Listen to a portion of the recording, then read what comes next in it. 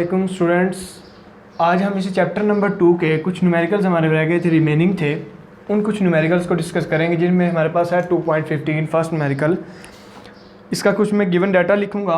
इस डाटा के अंदर मैं कुछ लिखूंगा। कहता है a load of 10 Newton is suspended from a cloth line. कपड़े डालने वाली एक तार है, लाइन है सीधी, ये सीधी लाइन है। इसकी वजह कह रहा है कि हमारे पास जो वेट है वो है 10 न्यूटन। वेट लिख दूंगा मैं 10 न्यूटन। गिवन डाटा हमारे पास है और इसके अलावा गिवन डाटा कहता है makes an angle of 15 degree, यानी हमारे पास एक एंगल है थीटा 15 डिग्री।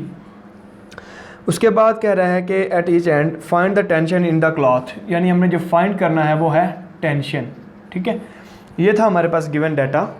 अब इस गिवन डाटा के बाद हम डिस्कस करेंगे। देखिएगा, ये मैंने एक वायर लगा दी, यानी एक तार है जिसके ऊपर हम कपड़े वगैरह डाल लेते हैं। ठीक है, उसको मैंने इस तरह लिख दिया। जब हम इस पर कपड़े डालेंगे तो डेफिनेटली वायर ने नीचे की तरफ आना है, यानी सारे कपड़ों का जो वेट होना है वो नीचे की तरफ एक्ट करना है। ये देखें, इसका टोटल वेट हमारे पास आ गया नीचे की तरफ। अब जब नीचे की तरफ गया तो यह है वेट, और जब इन दोनों की तरफ एंगल जो बन रहा है वो है थीटा, क्योंकि दोनों सेम है, सो इसलिए दोनों का एंगल कितना है, थीटा 15 डिग्री। 15 डिग्री हमारे पास एंगल आ गया। इसके बाद देखें, अब इसी चीज़ को हम किस फार्मूले के साथ सॉल्व कर सकते हैं। हमारे पास अगर फार्मूला देखा जाए तो फार्मूला कौन सा आएगा, क्योंकि टेंशन वाला फार्मूला हमने पूरे चैप्टर के अंदर डिस्कस नहीं किया। तो अगर हम इसको सॉल्व करना चाहते हैं तो हमें पता है वेट और टेंशन और फोर्स तीनों का यूनिट सेम होता है। फॉर एग्जांपल, अगर फोर्स है तो यूनिट होता है उसका न्यूटन, वेट है उसका भी यूनिट होता है न्यूटन, और टेंशन है उसका यूनिट भी होता है न्यूटन। तो अगर हम इससे टेंशन फाइंड करना चाहते हैं तो इसका मतलब हम फोर्स फाइंड करना चाहते हैं, या टेंशन या वेट। ठीक है, तो वेट ऑलरेडी है हमारे पास, तो हम चाहते हैं यहाँ पर फोर्स, और वो भी किस फार्मूले से, इक्विलिब्रियम ऑफ फोर्सेस वाला फार्मूला, यानी resultant of force is equal to 0 वाला फार्मूला हमने यूज़ करना है। सो स्टूडेंट्स, अगर हम देखें तो ये मैंने कुछ डायग्राम बनाई है, डेविएट करके इस डायग्राम को मैंने इस तरह लिख दिया, यानी वेट हमारा नीचे ही है, लेकिन इसकी ये दोनों जो एंगल बन रहे थे ये इनको डेविएट करके मैंने ऊपर लिख दिया। क्यों लिखा, इसकी वजह है। अब इसकी रीज़न क्या है, देखिए मैं इस एंगल, ये हमारे पास देखिए रस्सी है, ऊपर की तरफ है, टेंशन पैदा हो रही है, इसके अंदर भी टेंशन पैदा हो रही है, इसके नीचे जो लग रही है फोर्स वो है वेट।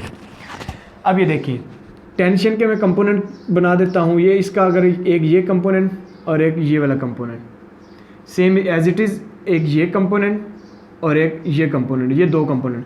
अब ये वाई कंपोनेंट होता है और ये एक्स एक्सिस वाला होता है। एक्स वाला होगा जो, वो क्या होता है, टी कॉज ऑफ थीटा, और वाई को जो होगा वो होगा T sine of theta. As it is इधर भी आ जाएगा टी साइन ऑफ थीटा, और ये है T cos of theta. We know that अगर यहाँ पर देखा जाए तो एंगल कितना बन रहा है, 15 डिग्री। इधर भी क्या कितना बनेगा, 15 डिग्री। तो मैं ये थीटे हैं सारे, इधर मैं क्या पुट कर दूंगा, 15 डिग्री। ये भी है 15 डिग्री, ये भी कितना आ गया, 15 डिग्री, और ये भी कितना आ गया, 15 डिग्री। ले जी स्टूडेंट्स, अब हम एक चीज़ यहाँ से डिटरमिन करना चाहते हैं। ये जो फोर्सेस लग रही थी, देखिए वेट नीचे की तरफ जाना है, तो देखें इसका वेट इधर को, इसका वेट इधर को, इस साइड में लगेंगे, यानी ऑपोजिट डायरेक्शन। इधर जो टेंशन है वो इस साइड पे लगेगी, इधर जो टेंशन है वो इस साइड में लगेगी। यानी अगर मैं एक्स एक्सिस वाले कंपोनेंट देखूं, हमारे पास दो हैं, कौन कौन से, T cos of 15 degree plus T cos of 15 degree is equal to 0, यानी मैं sum of forces of x is equal to 0 वाला कंपोनेंट प्रूव करने लगा, क्योंकि मैं इसका देखने लगूँ कि सारी की सारी एक्स एक्सिस वाली फोर्सेस, ये देखें ये एक्स एक्सिस वाली फोर्सेस और वाई एक्सिस वाली फोर्सेस का हमने रिजल्टेंट निकालना है, तब हमारे पास ये 0 आना है। देखिए स्टूडेंट्स, अब एक्स एक्सिस वाले को हम देखने लगे हैं, एक्स पे कौन कौन सी फोर्सेस लग रही हैं, हमें पता है एक ये लग रही है और एक ये, दोनों को मैंने ऐड किया। लेकिन हम जानते हैं कि ये ऑपोजिट डायरेक्शन है, हमें अगर एक पॉजिटिव है तो दूसरी क्या लेनी पड़ेगी, नेगेटिव लेनी पड़ेगी। ठीक है, जब नेगेटिव होगा तो डेफिनेटली एक्स एक्सिस वाले कंपोनेंट 0 हो जाएंगे, तो हमारे पास एक्स कंपोनेंट क्या आ जाएगा, 0 आ जाएगा। जी स्टूडेंट्स, नेक्स्ट अगर हमारे पास, अब हम अगर देखें एफ वाई वाले कंपोनेंट, देन वो हमारे पास क्या होंगे, तो वाई एक्सिस में हमें कंपोनेंट्स देखने पड़ेंगे। वाई एक्सिस में मैंने बताया ये है, ये भी ऊपर की तरफ फोर्स लग रही है, ये भी ऊपर, इसकी डायरेक्शन ऑपोजिट नहीं है कि एक नीचे लगे और एक ऊपर, नहीं, ऐसा नहीं है, ये दोनों डायरेक्शन सेम है। सेम डायरेक्शन होने की वजह से अब ये भी और ये फोर्स के 2 कंपोनेंट। अब वाई डायरेक्शन में एक और कंपोनेंट हमें नज़र आ रहा है, वो है वेट। सो 3 कंपोनेंट है फोर्स के वाई में। अगर वाई में देखूँ, एक है T sine 15 degree plus T sine 15 degree, यानी ये दोनों वाई होगी, और एक वाई इसका वेट भी है। अब वेट जो है वो डाउनवर्ड नेगेटिव आएगा, क्यों? इन दोनों की डायरेक्शन ऊपर को है, इसकी डायरेक्शन नीचे को है, ऑपोजिट डायरेक्शन है, इसलिए वेट की आ जाएगी W माइनस का इक्वल टू 0। सो ये था स्टूडेंट्स हमारे पास। अब देखें, अगर मैं इनको देखूं तो ये हमारे पास दोनों सेम क्वांटिटीज़ हैं। इनको मैं लिख सकता हूँ 2t साइन थीटा। अब ये माइनस डिग्री साइन थीटा की जगह मैं क्या लिखूँगा 15। अब ये देखिए माइनस W उधर जाके हो जाएगा प्लस का W। हमें चाहिए क्या, यहाँ पे टेंशन चाहिए। जब हमें टेंशन चाहिए तो t साइन 15 उधर जाके क्या हो जाएगा डिवाइड। जब डिवाइड हो जाएगा, हमें पता है इस W की वैल्यू हमें गिवन है which is equal to 10 newton. मैं डायरेक्ट इधर वैल्यू पुट कर देता हूँ, वो हमारे पास आ गई 10 न्यूटन। तो ये हमारे पास आ जाएगा t sine 15 is equal to 5।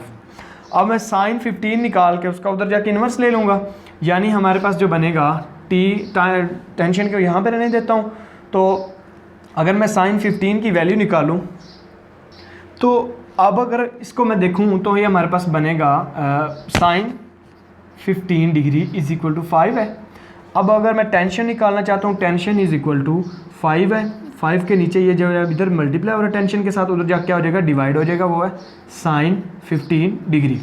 नहीं जी, अगर मैं इसको कैलकुलेट के साथ सॉल्व करूँ तो हमारे पास जो आंसर आएगा वो आ जाएगा 19.3 न्यूटन। नहीं जी, हमारा न्यूमेरिकल नंबर 2.15 का मकसद था टेंशन फाइंड करना। सो अब हमने इस वायर के अंदर से क्या निकाली है, tension which is equal to 19.3 newton आ गया। नंबर हमारे पास 2.16 है, जिसके कुछ गिवन डाटा के अंदर बताया गया है ए ट्रैक्टर ऑफ वेट 15,000। हमारे पास एक ट्रैक्टर है, देखेंगे है ब्रिज के ऊपर खड़ा हुआ है, इसके 2 टायर हैं, एक है फ्रंट व्हील और एक है बैक व्हील, ठीक है। अब देखें ये है ब्रिज, इस ब्रिज की टोटल जो लेंथ है, टोटल लेंथ वो है 21 मीटर। जी लेंथ ऑफ ब्रिज में लिख दूंगा 21 मीटर। लेकिन इसके अंदर देखें, अब लिखा हुआ cross a single span bridge of weight 8000 newton, ठीक है। अब वो क्या कहता है, वेट ऑफ द ब्रिज, यहाँ से यहाँ तक का जो वेट है ब्रिज का वो कितना है 8000 न्यूटन है, ठीक है।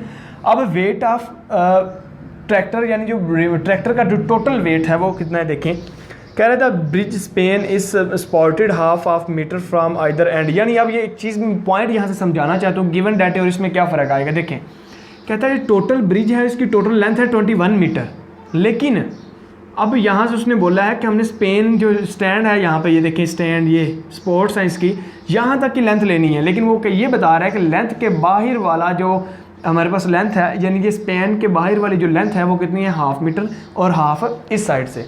जब दोनों साइड से हाफ हाफ गई तो 1 मीटर गया।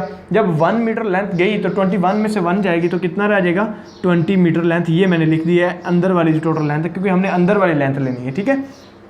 लेकिन लेंथ ऑफ ब्रिज 20 मीटर और जो ब्रिज का टोटल वेट था, वेट ऑफ ब्रिज 8000 न्यूटन।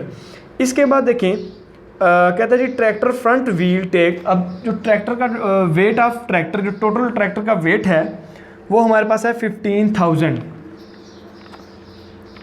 जी। पहले मैंने ब्रिज का वेट बताया, अब मैंने ट्रैक्टर का वेट बताया, 15,000 न्यूटन उसका वेट है जी। इस ट्रैक्टर में से वो पहले वेट, इसके फ्रंट वाले व्हील का वो वेट ऑफ फ्रंट व्हील कितना है, कह रहे हैं 1/3 वेट ऑफ टोटल जो ट्रैक्टर का वेट था इसके वेट का 3 गुना कम है, तो ये होगा 1/3, और इसका वेट ऑफ टोटल जो है वो कितना है 15,000 जी।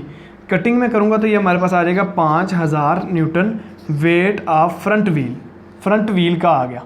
अब जब फ्रंट व्हील का इतना है तो टोटल था कितना था 15,000 में से फ्रंट व्हील वाला 5 गया, कितना रह जाएगा बकाया 10,000। देखें वो बाकी बचेगा, ये था फ्रंट व्हील का वेट। अब मैं बैक व्हील का वेट बताऊंगा। बैक व्हील का वेट जब वेट बताना है तो टोटल वेट था 15,000, ये है, इसमें से मैं फ्रंट व्हील वाले का माइनस कर दूंगा तो हमारे पास जो टोटल वेट आ जाएगा बैक वाले का वो कितना आ गया, वेट ऑफ बैक 10,000 आ गया। ठीक, इसको मैं वेट ऑफ बैक यानी बैक वाले का कह लूँ या रिमेनिंग वेट कह लूँ, WR का नाम मैं दे देता हूँ, रिमेनिंग वेट, क्योंकि मैंने बताया था कि रिमेनिंग बच जाने वाला वेट हमारे पास 10 न्यूटन है। अब देखें WR हमारे पास 10,000 न्यूटन है, उसके बाद WB जो है WB 8,000 है, WF हमारे पास है कितना निकला था 5,000 मैंने लिख दिया।